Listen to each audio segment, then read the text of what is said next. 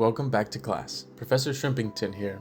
Today, I'm setting up a 10-gallon aquascape using the dry start method with Monte Carlo as the carpeting plant.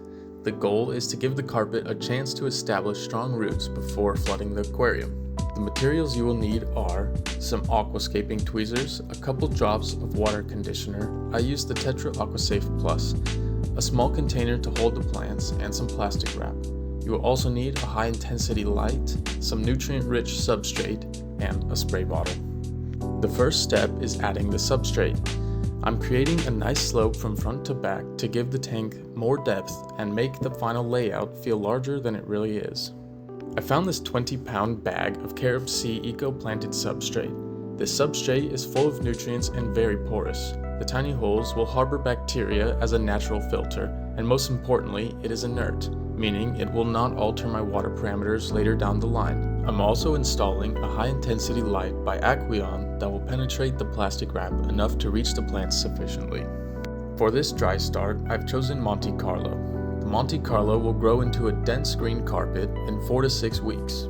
The leaves and stems will be an absolute buffet for the shrimp once the tank is cycled, leading it to be covered in biofilm and algae. I'm gently removing the tissue culture around the Monte Carlo in the treated water to help it break up more easily. Instead of planting it in large clumps, I'm separating it into lots of smaller portions. Dime-sized pieces will do. It takes a little more time now, but it usually results in a much fuller and more even carpet later on. When planting these small sections, push the root deep into the substrate to promote runners, or horizontal roots that will grow together and make the plant stronger and be able to reproduce. I'm also gently packing down the substrate to hold it more firmly in place. Using aquascaping tweezers, I'm planting each small piece a short distance apart. Spacing them out allows each plant to spread as it grows, eventually connecting into one continuous carpet. This part is slow, but honestly, it's one of my favorite things about aquascaping. It's one of the few hobbies where taking your time actually makes the experience better. Since this is a dry start, I want the substrate to stay consistently damp, but not flooded. I'm using a siphon to remove any pooling water to prevent mold. The dry start method has a few big advantages. First, plants develop stronger roots before the tank is flooded, so they're less likely to float up or come loose. They also grow faster thanks to the higher CO2 levels in the air, helping carpeting plants spread more quickly. And last but not least, it can help reduce severe algae breakouts when cycling the tank.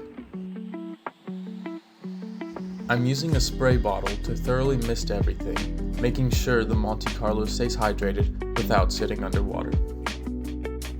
It's important to maintain the highest level of humidity possible, so you'll want to give it a good misting 2 to 3 times daily. To keep the humidity high, I'm covering the tank with plastic wrap to create a seal. This creates a greenhouse effect that helps the Monte Carlo grow immersed while preventing it from drying out. I'll also open the tank for a few minutes each day to let in fresh air and help prevent mold from developing. Over the next several weeks, the routine is pretty simple. I'll mist the plants whenever they need it, keep the humidity high, and make sure the substrate never completely dries out. Patience is definitely the hardest part, but watching the carpet slowly spread across the aquarium makes it worth the wait.